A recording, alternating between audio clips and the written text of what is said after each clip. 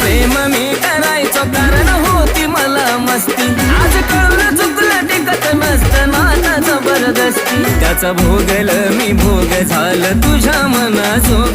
त्याचा भोगल मी भोग झालं तुझ्या मनाजोग. भेटल साथीदार नक्की आशिष पेक्षा भला. भेटल साथीदार नक्की आशिष पेक्षा भला. पाखरा